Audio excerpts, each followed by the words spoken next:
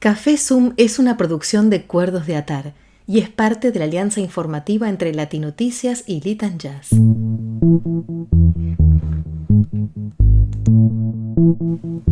Hola, ¿qué tal? ¿Cómo están? Bienvenidos a una nueva edición de Café Zoom.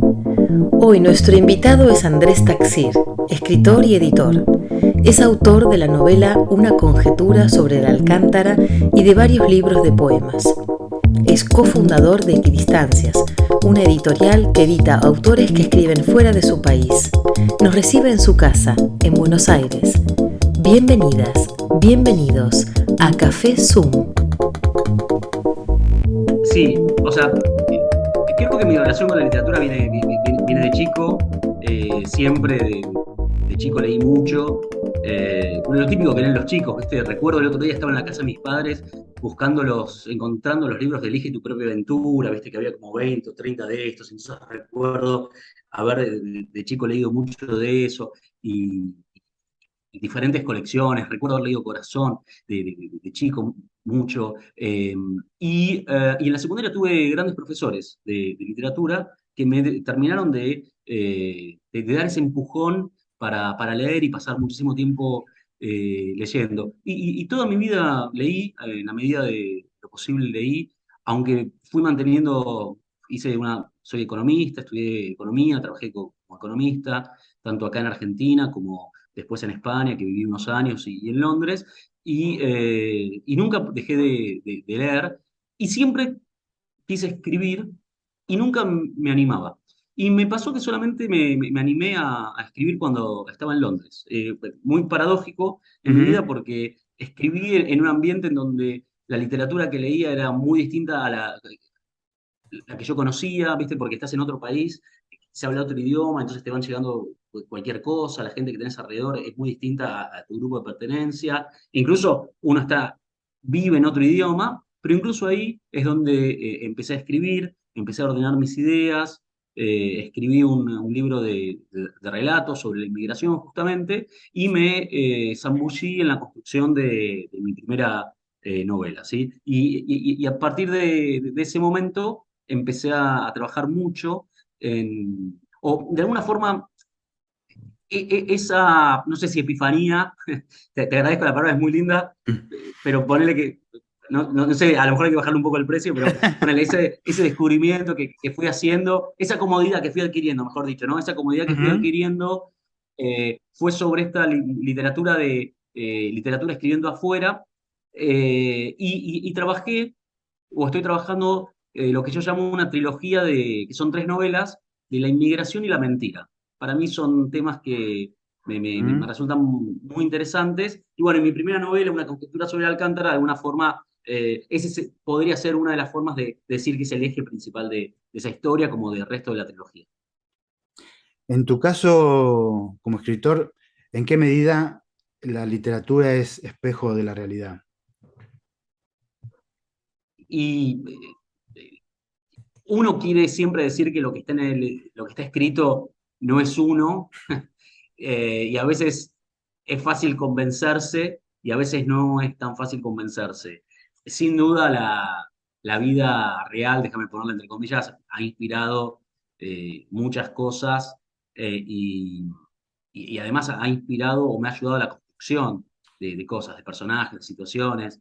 En mi caso en particular, mis tres novelas, los personajes principales son personajes inspiradísimos en personas reales que conocí o que no conocí directamente, pero que estuve cercano y que los podría identificar con alguien en la vida real, ¿no? Entonces, de alguna forma, mi vida, sí, está reflejada en lo que yo considero que es este proyecto de esta trilogía. Eh, ¿Qué situación llevó a la necesidad de crear Equidistancias, la editorial que codirigís? Sí, si vos querés, habría como que en el tiempo. Cuando yo estaba en Londres escribiendo, era un argentino escribiendo en Londres, con una conciencia limitada del problema de qué haces con tu obra una vez publicada. Viste que muchas veces pasa a los escritores, sobre todo sin grandes pretensiones o no necesariamente pretensiones de ser exitosos o de ser ultra conocidos. Bueno, están más focalizados en tratar de hacer su trabajo de escritor que de saber cómo se ¿Mm? difunde. Entonces, ese no era un tema que me importaba, aunque cuando terminé mi libro, me di cuenta que circulase en Hispanoamérica, en España, incluido en Argentina, iba a ser muy difícil. Y me di cuenta que, bueno, era difícil porque uno estaba afuera y en general los autores que están afuera se les hace difícil poder volver o conocer muy bien el mercado del cual originalmente pertenecen. Y esto, cuando volví a vivir a Argentina, se hizo más patente y mi socio, Enrique Sátara, que está en Londres, con el cual yo trabajé buena parte de mi trabajo literario. Él es una persona que viene más del mundo cultural, yo vengo más del mundo empresarial. Él viene del mundo cultural. Bueno, con los dos nos dimos cuenta que había una necesidad muy clara de dar una mano, de construir un puente entre toda esa creciente cantidad de inmigrantes que hablan castellano, que están dispersos por el mundo, se les complica que sus obras se difundan en sus países de origen. Y entonces dijimos, bueno, a ver, ¿cómo podemos solucionar esto? Y Equidistancia fue la forma que encontramos de dar una mano a esos escritores, que no necesariamente son escritores que son desconocidos o que nunca han publicado. Estamos empezando a tener escritores que son conocidos y que también tienen el mismo problema, que uno se aleja o que el circuito va cambiando y entonces uno va perdiendo referencia y nosotros tratamos de ayudar en eso. Y esencialmente lo que hacemos es, digo esencialmente porque es la esencia, aunque no es sencillo, es hacer Mm. que las obras de los escritores que están afuera eh, logren circular en sus lugares donde residen, o en el lugar donde residen, pero también en sus lugares de origen. Y trabajamos principalmente con muchos escritores, con escritores latinoamericanos y españoles, y dentro de ellos tenemos una buena porción de argentinos. Vos mismo escritor y en la editorial tienen varios escritores ya publicados con los que has tratado. Y desde tu punto de vista, ¿qué es lo que, o cómo cambia la forma de escribir de una persona fuera de su lenguaje? No solo de su lenguaje, sino a veces de su idioma. Pero muchas veces una mudanza de Latinoamérica a España cambia mucho el lenguaje cotidiano. Pero ¿cómo cambia, cómo influye esos cambios en la forma de trabajar de un escritor? Mira, yo te puedo contar algunas experiencias puntuales de lo que yo vi en Equidistancia. Nosotros llevamos publicados cerca de 15 libros. Empezamos hace un año y estamos publicando un libro por mes, y ese es nuestro proyecto y nuestro compromiso para mostrar que es como la bicicleta, ¿viste? Que tenés que estar andando porque si no te caes. Entonces, ese es nuestro compromiso. Y obviamente tenemos una muestra pequeña. No quiero hacer una teoría general, ¿viste? De esto, pero a ver, hay dos grandes temas, me parece. Uno tiene que ver esto que vos mencionás, eh, el idioma, el manejo del idioma.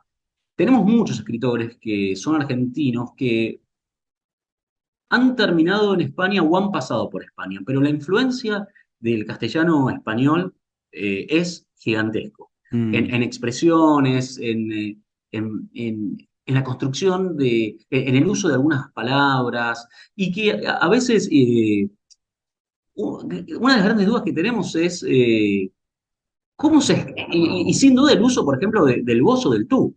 O sea, Mm. cuando ocurre eso y entonces vos tenés una diversidad muy importante dentro de nuestros escritores de resoluciones de esos problemas. Hay otro problema muy interesante que me pasó a mí en mi propia novela, que es la siguiente situación.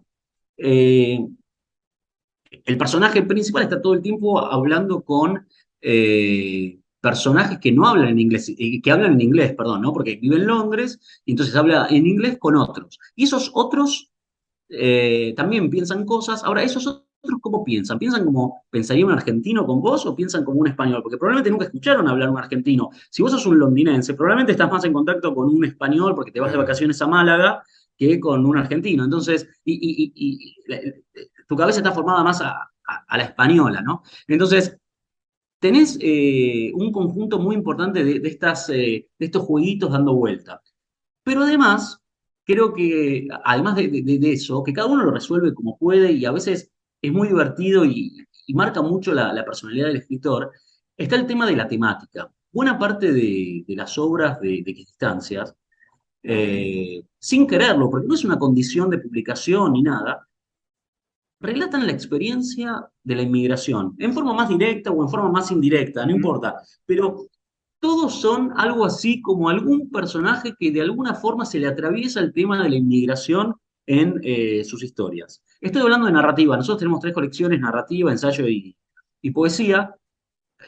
Hasta ahora hemos, la mayor parte de lo que hemos publicado hasta ahora ha sido narrativa, y buena parte de lo que hemos hecho, hemos publicado en narrativa, tiene que ver algo con la inmigración. A nosotros no nos interesa necesariamente que las cosas tengan que ver con inmigración, Ujú. pero lo que ocurre es que los tipos que viven afuera escriben cosas que tienen que ver sobre inmigración. Y entonces eso es muy interesante, y además tenés esto que tenemos autores que algunos, viste, se fueron en la década del 70 y otros se fueron, no sé, hace 5 años. Entonces, la perspectiva, muchos de estos argentinos, ¿no? Entonces, es como que tienen en su cabeza diferentes Argentinas imaginadas, ¿no? Viste, con lo que cambia Sí. Argentina, entonces como capas geológicas de eso. Entonces, es muy interesante es muy interesante todas estas dimensiones de lo que es el escribir afuera, ¿no? No solamente la idiomática, sino también las obsesiones que te van generando.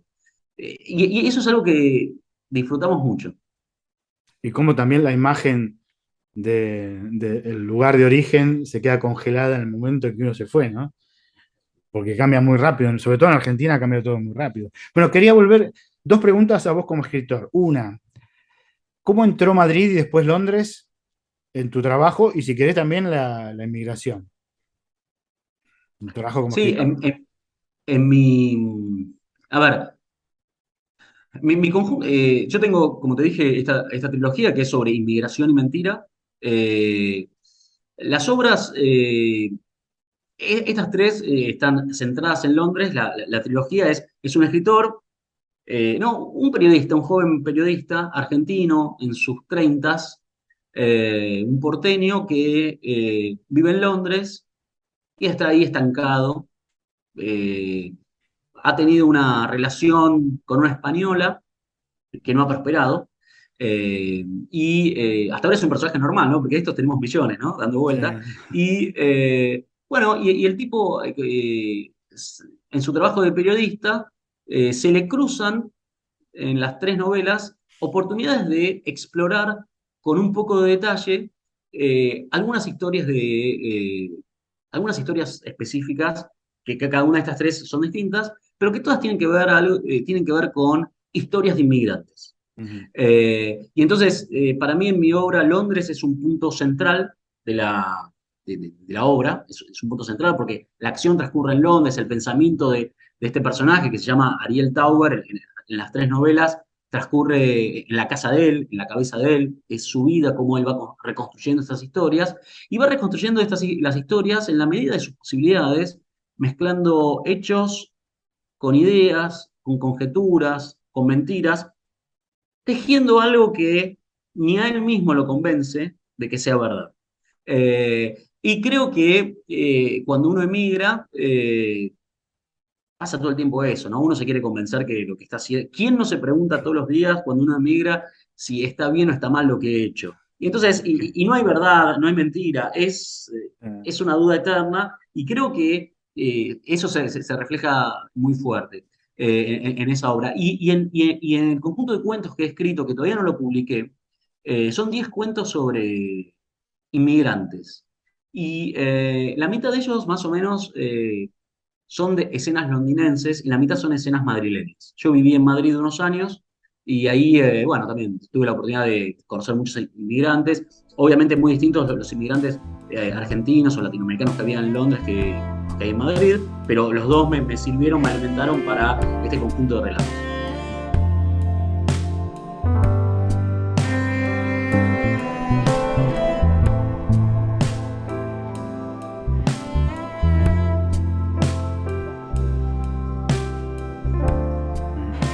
La La segunda, ¿qué idioma te encontraste cuando volviste a Buenos Aires? ¿Cambió mucho de aquel que dejaste? Eh, yo cuando volví a Buenos Aires me encontré con un problema idiomático importante, que era la falta del uso del sujeto en las oraciones. La gente habla sin sujetos y entonces se hace, o sin sujetos explícitos, todos son tácitos, y entonces se hace muy difícil comprender. Entonces todas las oraciones son vos vas y vos comprás y vos vendés, pero el vos en cada oración refiere a otra persona distinta. Entonces es muy difícil seguir Ajá. eso. Sí. Y entonces fui explorando eso con algo de detalle y me di cuenta que empecé a sospechar con un poquito de temor que nos estábamos metiendo en un lugar donde nos estaba costando mucho comunicarnos.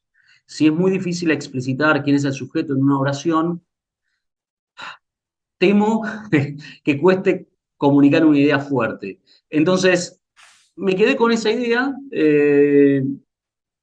y bueno, entonces me encontré, y obviamente un millón de nuevas palabras que no conocía, pero además un millón de referencias. Yo estuve 15 años afuera y aunque uno obviamente podía estar informado por, no sé, por los diarios o YouTube o diferentes Ujú. mecanismos, bueno, uno se va alejando mucho del lenguaje y se va convirtiendo uno se va convirtiendo como en eso es un alien de eso, o sea, ¿no? O sea, uno es un tipo que cada vez tiene menos lazos con ese lenguaje. Me pasó eso y obviamente lo tuve que recuperar, aunque yo estoy casado con una francesa, entonces en casa, una francesa que conocí en Londres, entonces en casa hablamos una mezcla de francés, francés, inglés y un cachito de castellano, entonces tampoco debo reconocer, tengo grandes lazos con el castellano actual de Buenos Aires. Ujú.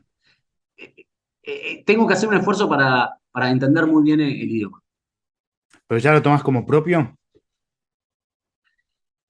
Y está claro que la comodidad de volver y que todo sea en tu idioma es una bendición, ¿no? O sea, Ujú. me acuerdo cuando estaba en Londres, aunque obviamente me manejaba muy bien en inglés, trabajaba, vivía, tenía una vida social y profesional muy activa en Londres, pero es como que uno siempre tiene que estar con las orejitas Mm. alertas, ¿no? Porque siempre hay algo que se escapa, ¿no? Y ese recuerdo, esas situaciones de vulnerabilidad, estando a lo mejor en reuniones, viste, con 15 personas que no se entienden, que algo no se entiende, entonces te perdés el chiste, te perdés la referencia cultural, porque es una cosa que en la televisión hace 25 años y no sabes ni de qué hablan. Bueno, en Claro, claro. Argentina eso es como volver a tu casa, ¿no? Eso es confort, sí. Andrés, volvemos a equidistancias. En un idioma tan donde la política, o bueno, algo que llaman política, que a veces no lo es, que parece más religión, está tan presente en toda América Latina y en España, ¿qué lugar tiene la política en la editorial?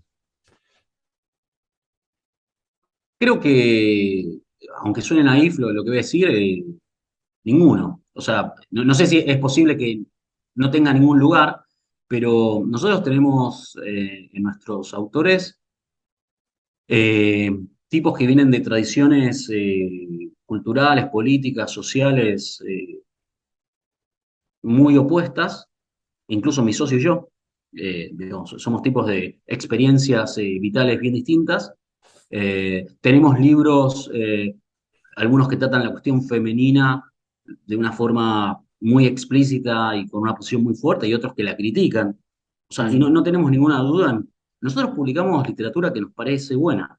Ujú. Nuestro principal criterio es juzgar la literatura desde nuestro criterio, desde nuestro lugar, y hacer que se conozca eso al que quiera leerla.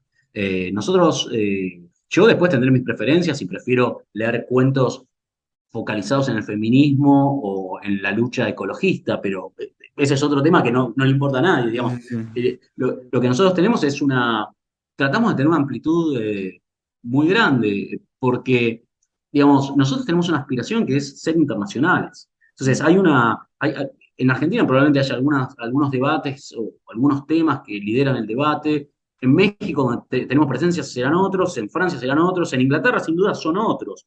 Mm. Entonces, nosotros en eso somos muy abiertos. Nosotros tenemos un objetivo que es muy claro, que es, nosotros tenemos que hacer una editorial que sea sustentable, que crezca en reputación, que crezca en calidad y que crezca en capacidad de hacer llegar los autores que consideramos buenos a la mayor cantidad de lectores posibles de una forma eficiente, barata y que todo el mundo esté contento.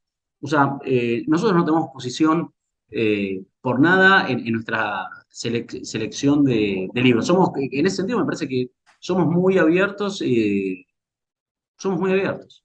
Ujú. Andrés, ¿vos sentís que de equidistancias navega en el mismo mar que monstruos como Random House o Planeta? ¿Y cómo llevan esta convivencia? De alguna manera es una convivencia, ¿no? El mercado es el mismo, al menos. Sí, sí, nosotros, a ver, es muy interesante esta pregunta porque muchas veces cuando se habla de editoriales o de literatura no se habla de la parte del funcionamiento del mercado. Y el funcionamiento del mercado o sea, es una realidad en la cual uno tiene que estar porque si no, los riesgos de naufragar son gigantescos, ¿no? Para usar la imagen marítima que vos traes. Eh, a ver, nosotros mm, tenemos pretensión de tener claridad en muchas cosas. O sea, es nuestra aspiración, no sé si la tenemos, pero es nuestra aspiración. Nosotros tenemos claridad en nuestro foco. O sea, publicamos a escritores migrantes o que la migración haya sido relevante en su vida. Pero además trabajamos con tecnologías modernas o tratamos de ser innovadores para ser livianitos de costos. Entonces, nosotros tenemos una forma de trabajar que es on demand, y con libros digitales. Nosotros tenemos presencia en nuestros libros físicos en algunas librerías del mundo. Estamos en París, estamos en Londres, estamos en Buenos Aires, estamos tratando de estar en Madrid, en Barcelona, en Berlín y en México y en algún lugar en Tel Aviv, pero tenemos la idea del libro on demand, que es, además de ser ecológicamente más sustentable, etcétera, nos permite tener costos muy bajos y poder ser más ágiles para poder gastar la fuerza y la energía que tenemos en transmitir las ideas. Entonces, somos innovadores y tenemos una idea clara de lo que queremos hacer, y además nos parece que, además de publicar a los autores en forma individual, queremos publicar o queremos dar a conocer el tema de la escritura de la inmigración. Que no somos originales ni únicos, porque esto desde Homero, digamos, Ujú. existe, pero queremos ordenar o ayudar a contribuir a ese debate. Entonces, en ese universo, digamos que nos gustaría pensar que tenemos algo de claridad. Hay un mundo, por ejemplo, en Argentina, tenés 400 editoriales, tenés 10 o 15 que son las partes de Planeta o las internacionales, que bueno, es otro universo, ¿no? Es como una nave espacial y vos sos no sé, tenés un monopatín. Y hay 390 que son, o 380 que son editoriales mínimas, que publican un libro, se funden, desaparecen, no pueden distribuir, etcétera, etcétera. Y hay un pelotón de 20, 25 que funcionan muy bien, que son independientes, que tienen mucha claridad de lo que hacen, que en muchas de esas oportunidades vienen con espaldas financieras porque pertenecen a familias o a gente que tiene plata, o no importa, pero que han logrado hacer muy buenos proyectos Mm. y sobre todo, además de tener espaldas financieras, que no es menor, tienen mucha claridad de lo que quieren hacer. Y nosotros aspiramos a estar en ese pelotón de esas 20, 25, que con mucha claridad de lo que queremos hacer, caminamos siempre en la dirección adecuada y no nos queremos distraer con otras cosas que a lo mejor son muy atractivas para las editoriales muy chiquitas que les cuesta sobrevivir. Y te doy un ejemplo muy claro de esto, si me permitís. Sí, sí, claro. Digamos, vos circulás en Buenos Aires, pero esto pasaba en Londres, cuando yo vivía en Londres, pasaba todo el tiempo. En Francia no pasa esto, en Francia creo que es distinto, pero en Buenos Aires hay como una competencia por la calidad de las cubiertas o las portadas de los libros. Entonces hay grandes esfuerzos en diseños gráficos, etcétera, etcétera, que cuesta fortuna hacer eso. Nosotros apuntamos a tener un libro con un diseño, obviamente estamos orgullosos, nos gusta, nos parece muy decente, pero no es un libro que aspira a ganar el concurso al libro mejor diseñado o de la mejor portada. Es un Mm. libro que se parece mucho a las colecciones francesas de bolsillo, que nos parece como simple, humilde, pero que da una idea muy clara de lo que es una colección o de lo que es una idea total, ¿no? Entonces, nosotros apuntamos a eso. Nosotros no queremos caer en la tentación de que necesitamos gastar el triple de lo que gastamos en cada libro para tener una portada que sea cool y que a alguien le parezca muy buena. No pensamos que el libro se vende porque la portada es particularmente buena. Pensamos de otra manera. Y que puede ser un error estratégico de marketing. No digo que sea bueno, pero en términos conceptuales, creo que el pensar de esa manera ilustra que tenemos mucho foco en lo que sí queremos hacer. Y eso es lo que a nosotros queremos destacar. El hecho de la inmigración, el hecho de el uso de las nuevas tecnologías y el hecho de que tenemos un tema para poner sobre la mesa para que se discuta.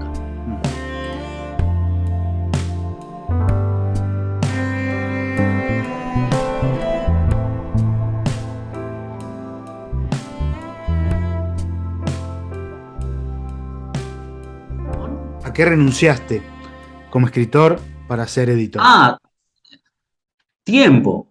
O sea, sí, como todo proyecto, ¿no? Si uno quiere que un bichito empiece a caminar y tenga fuerza, es tiempo, fuerza, cabeza, pensar lo que hay que hacer. Yo sé que esto suena desafinado en el mundo editorial argentino, pero hay que profesionalizar. Aunque sea una editorial pequeña, tiene que estar profesionalizada y necesitas que haya procesos, protocolos, necesitas, mira, si uno tiene que crecer y tiene que contratar gente, tiene que estar todo protocolizado para que el que viene sepa lo que hay que hacer. Entonces, a lo mejor es mi influencia o mi tradición de haber trabajado en empresas grandes durante mucho tiempo, en Inglaterra, en empresas americanas, pero aspiramos a tener una editorial que sea relativamente profesional, obviamente, en un mundo donde hay muy poco dinero y todo es a pulmón, pero incluso con muy poco dinero a pulmón, tratamos de ser sustentables desde la perspectiva de los procesos que llevamos adelante. Entonces, tiempo, todo eso requiere muchísimo tiempo. Andrés, ¿te animás a destacar un par de autores publicados por Equidistancias? Sí, acabamos de publicar un autor ahora, está ya en venta ahora en Buenos Aires, eh, que se llama Pablo Manzano, que es un argentino que vive en Viena, que ha pasado por España, por Barcelona, ahí era traductor de novelas de detectives o de aventuras, ponele. Mm.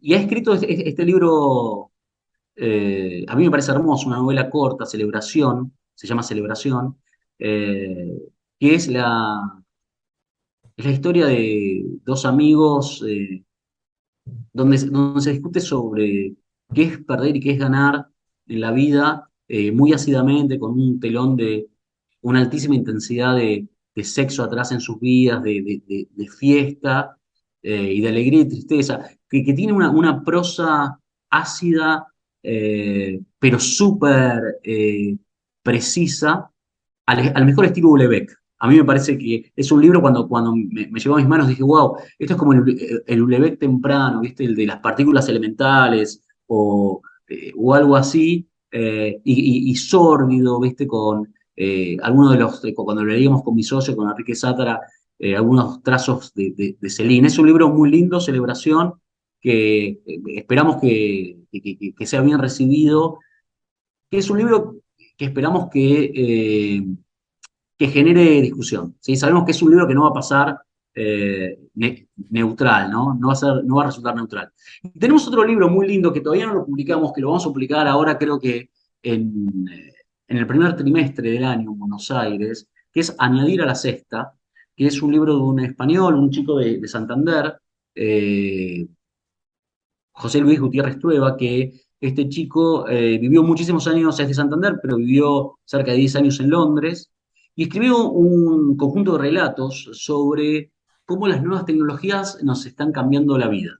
Mm. Pero está escrito en un tono muy divertido, casi de parodia, donde se ven cosas ridículas de a dónde nos llevan, a lo mejor esta dependencia, ¿viste? Estar 110% de tu tiempo frente a una pantalla. Entonces, empezamos a tener obras muy interesantes.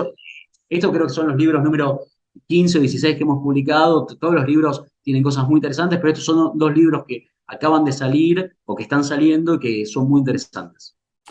Y te pido que me cuentes un pequeño adelanto del libro de Alicia Duhovne Ortiz, que es amiga de la casa. Bueno, en enero vamos a presentarle en París a Alicia Andanzas, que Andanzas es su trilogía autobiográfica que compone tres libros. El árbol de la gitana, que fue escrito en el 97, Las perlas rojas del 2005 y la última parte, Aguardiente, que la acaba de terminar. Literalmente la acaba de terminar Mm, hace 2 meses, ¿sí? sí, sí. Entonces, libros que fueron pensados, los dos primeros en forma independiente, pero con el tercero se dio cuenta que seguía una misma lógica, un eje narrativo y que todo junto describía su vida. Y es un libro interesantísimo porque, no solo porque la vida de Alicia es una vida muy interesante, una mujer extremadamente activa, sensible, llena de energía, o sea, con una cabeza muy abierta, muy Mm, sensible para lúcida. ver las cosas, sino que todo eso lo logra reflejar muy bien en los libros. Y Ujú. entonces, y además, cuando vos ves el tercero de los libros, Aguardiente, te das cuenta que es un libro, y yo estaba muy contento cuando leí eso, es un libro muy distinto a los otros dos, porque es un libro escrito, no sé, 15 años después del segundo Ah. y 25 o algo, o una cosa así, del primero. Entonces, hay una evolución en el manejo de la distancia de lo que se describe,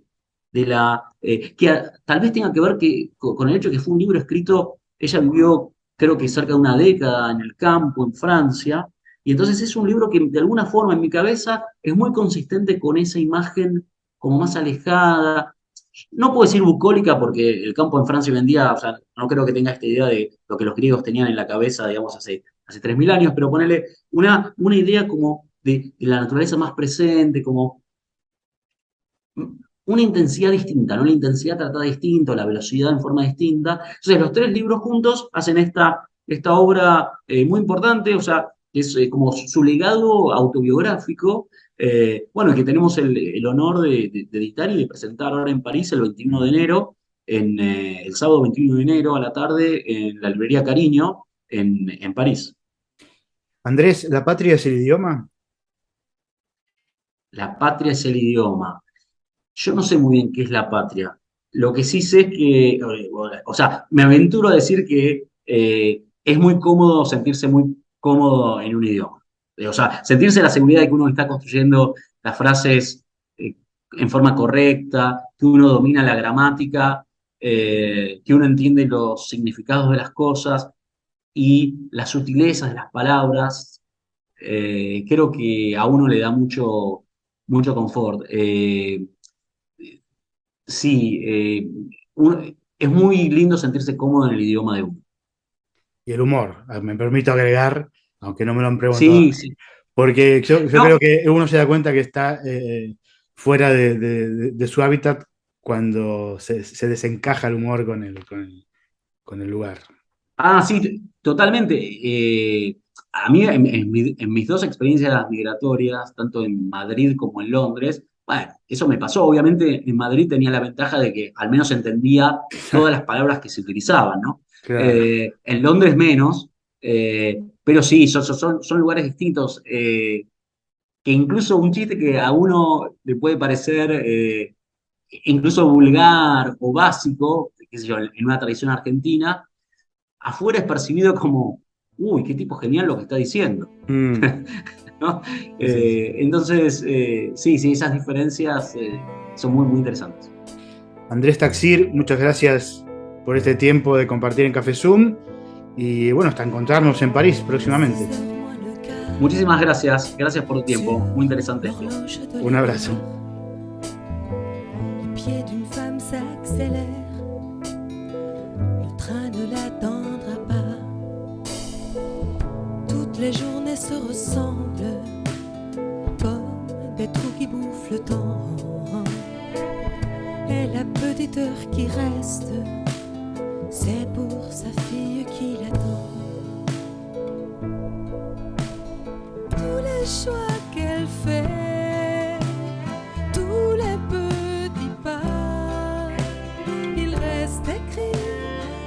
loin quelque part. Ils se sont cachés